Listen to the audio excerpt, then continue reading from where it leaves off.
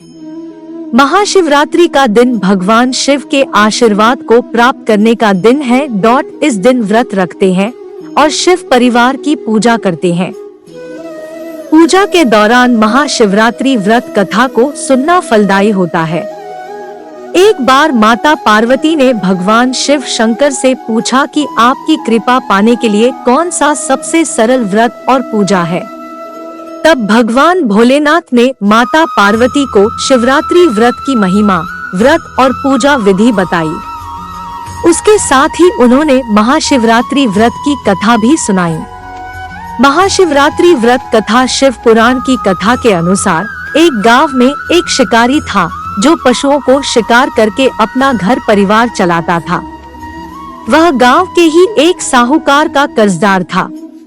वह काफी प्रयासों के बाद भी कर्ज से मुक्त नहीं हो पा रहा था। एक दिन क्रोधित होकर साहूकार ने उसे शिवमठ में बंदी बना लिया। उस दिन शिवरात्रि थी। शिकारी उस दिन शिवरात्रि की कथा को सुना।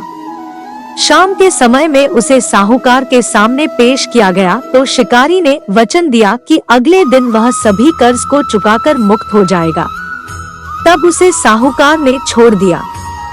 शिकारी वहां से जंगल में गया और शिकार की तलाश करने लगा। वह एक तालाब के किनारे पहुंचा। वहां पर वह एक बेल के पेड़ पर अपना ठिकाना बनाने लगा। उस पेड़ के नीचे एक शिवलिंग था जो बेलपत्रों से ढका हुआ था। उसे इस बात की जानकारी न थी। बेल वृक्ष की टहनियों को तोड़कर वह नीचे फेंकता गया और बेलपत्र उस शिवलिंग पर गिरते गए। वह भूख प्यास व्याकुल था। अनजाने में उससे शिव पूजा हो गई। दोपहर तक वह भूखा ही रहा। रात में एक गर्भवती हिरण तालाब में पानी पीने आई। तभी शिकारी उसे मारने के लिए धनुष बाण तैयार कर लिया। उस हिरण ने कहा कि वह बच्चे को जन्म देने वाली है, तुम एक साथ 2 हत्या न करो। बच्चे को जन्म देकर तुम्हारे पास आ जाऊंगी, तब तुम शिकार कर लेना। यह सुनकर शिकारी ने उसे जाने दिया। कुछ देर बाद एक और हिरण आई तो शिकारी उसका शिकार करने को तैयार हो गया। तभी उस हिरण ने कहा कि वह अभी ऋतु से मुक्त हुई है। वह अपने पति की तलाश कर रही है क्योंकि वह काम के वशीभूत है। वह जल्द ही पति से मिलने के बाद शिकार के लिए उपस्थित हो जाएगी। शिकारी ने उसे भी छोड़ दिया। देर रात एक हिरण अपने बच्चों के साथ उस तालाब के पास आई। शिकार एक साथ कई शिकार देखकर खुश हो गया। वह शिकार करने के लिए तैयार हो गया। तभी उस हिरण ने कहा कि वे अपने बच्चों के साथ इनके पिता की तलाश कर रही है।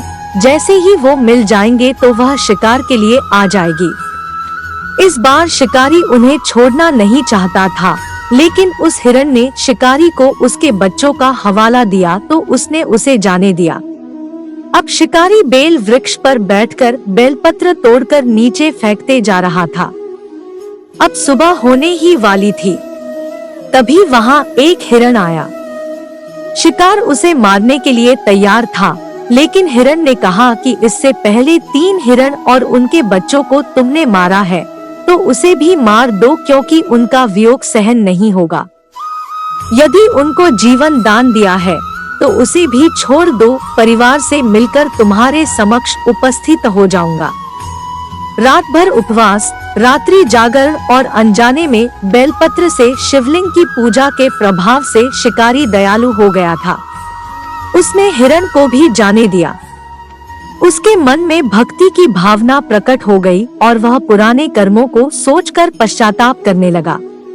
तभी उसने देखा कि हिरण का पूरा परिवार शिकार के लिए उसके पास आ गया।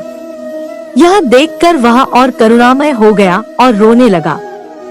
उस शिकारी ने हिरण परिवार को जीवन दान दे दिया और स्वयं हिंसा को छोड़कर दया के मार्ग पर चलने लगा। शिव कृपा से वह शिकारी तथा हिरण का परिवार मोक्ष को प्राप्त हुआ।